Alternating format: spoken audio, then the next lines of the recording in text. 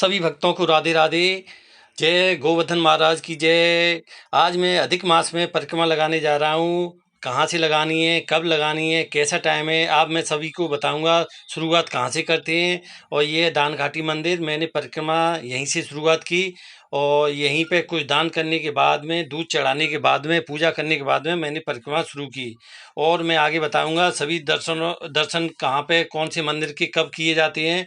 और ऐसी गर्मी में यहाँ का कैसा माहौल है, सभी और बने रहिए और अंत तक मेरी वीडियो में पूरे एक एक छोटी छोटी मंदिर की भी जानकारी लीजिए। और चलो मैं अभी परिक्रमा आगे शुरुआत कराता हूँ। राधे राधे।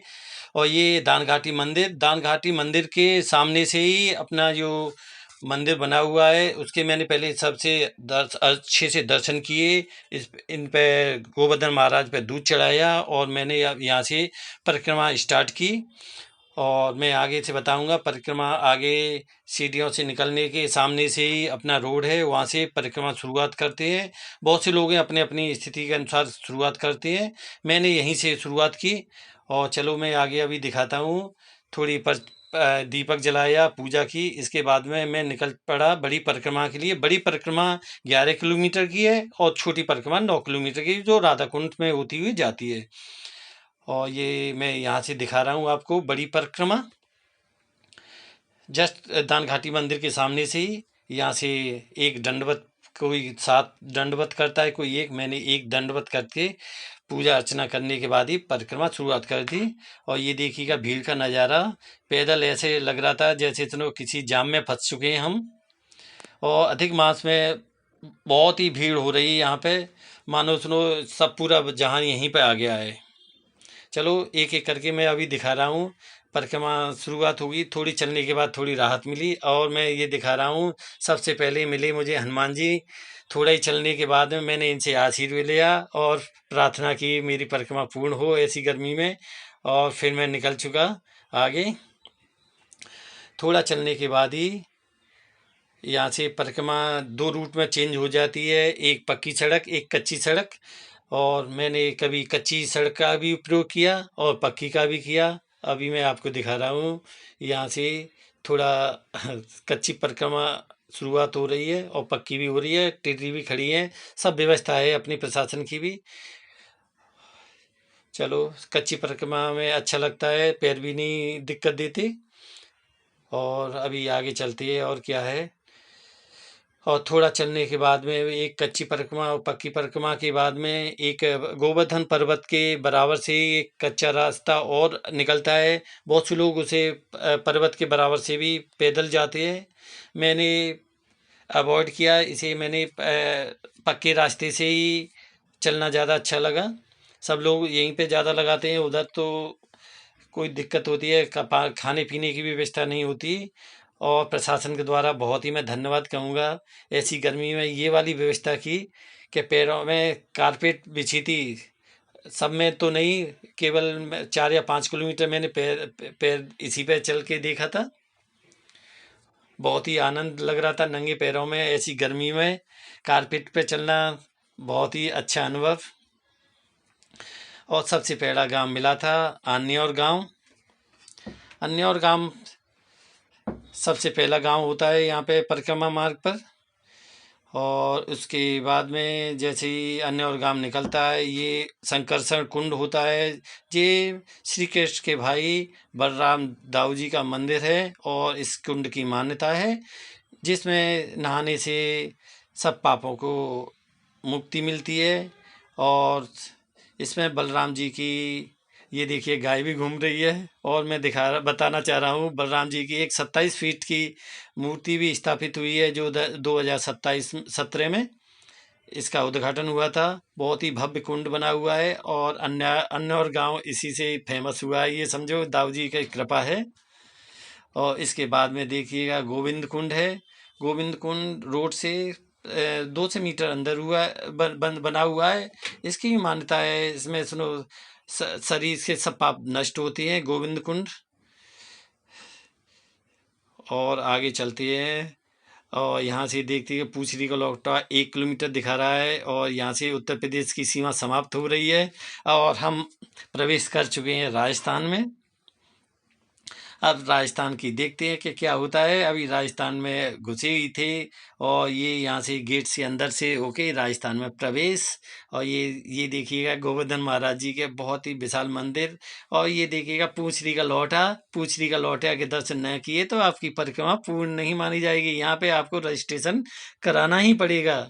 और पूंछरी का लौटा, ये पहलवान जी श्री कृष्ण बहुत ही भक्त थे। पहलवान जी आज भी यहाँ पूंछरी के लोटा पे उनका इंतजार कर रहे हैं और सबका रजिस्ट्रेशन यहीं से करते हैं। कौन कौन पूजा पूजा करने के बाद में ही रजिस्ट्रेशन होता है। और ये यहाँ से निकल चुके। पूंछरी के लोटा के बाद आप देखेंगे थोड़ा चलने के बाद में श्रीनाथ मंदिर जाएंगे। श्रीनाथ मंदिर रोड से 100 मीटर अंदर ही है। और यहाँ पे राजस्थान के मुख्यमंत्री अभी भी उद्घाटन करके इस मंदिर में अच्छी तरह से पूजा अर्चना करने के बाद आए हैं। और ये देखिएगा फिर से उत्तर प्रदेश में आप पहुंच चुके हैं जतीपुरा में। जतीपुरा यहाँ से 1 किलोमीटर बता रहे हैं अभी।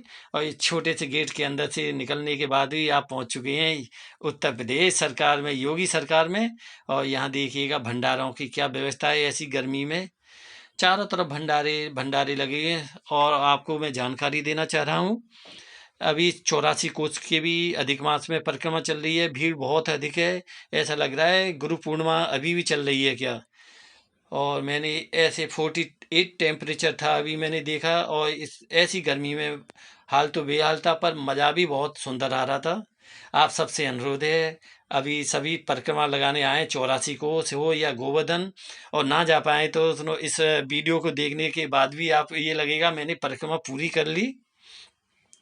और मैं दिखाना चाह रहा हूँ गर्मी की वजह से मैंने दोपहर के मौसम में परिक्रमा पूरी की थी तो गर्मी का बहुत ही माहौल था और 48 टेम्परेचर था, पर आनंद के आगे गर्मी का एहसास ही नहीं हो रहा था। और मैं अभी दिखा रहा हूँ जतीपुरा गांव। और ये जतीपुरा से अंदर मुखारबंद के लिए जाते हैं। यहाँ श्री गोवर्धन महाराज का मुख का वर्णन प्रतीत होता है। एक रोड है मुखारबंद के लिए जतीपुरा से, और सीधे जाते हैं तो परिक्रमा के लिए। और मैं अभी आपको ले चलता हूँ मथुरा जतीपुरा में अंदर मंदिर पे। और ये है मुखारबंद महाराज जी यहाँ पे जो पूजा अर्चना की मैंने और दूध चढ़ाया और मुखारबंद जी के दर्शन करने के उपरांत अन्नकूट का प्रसाद लिया मैंने और भंडारा भी खाया। और यहाँ से निकलने के बाद फिर से मैं परिक्रमा मार्ग पर आ गया। और रोड पे आते ही थोड़ी कदम पे बाद ही जतीपुरा के बाद में यहाँ से अपनी बड़ी परिक्रमा समाप्त हो जाती है। मैंने राधे राधे बोला और बड़ी परिक्रमा के चरण छुए और मैं निकल चुका छोटी परिक्रमा के लिए। और जहाँ पे ये ख़त्म होती है वहीं से आपको बोर्ड दिख जाएगा सामने से। अभी मैं आपको बता रहा हूँ छोटी परिक्रमा इधर से जाएं और मैं ये हरा वाला बोर्ड दिखाई दे रहा है छोटी परिक्रमा मार्ग, यहीं से छोटी परिक्रमा शुरू हो जाती है। और छोटी परिक्रमा में पहले पड़ता है चूतर टीका। चूतर टीका तो अपने शहर में ही है। उसके बाद में आप जाएंगे जैसे ही राधा कुंड की ये परिक्रमा होती है और राधा कुंड में आप जाएंगे जैसे ही राधा जी का ये स्वयं का कुंड है, एक राधा कुंड एक श्याम कुंड।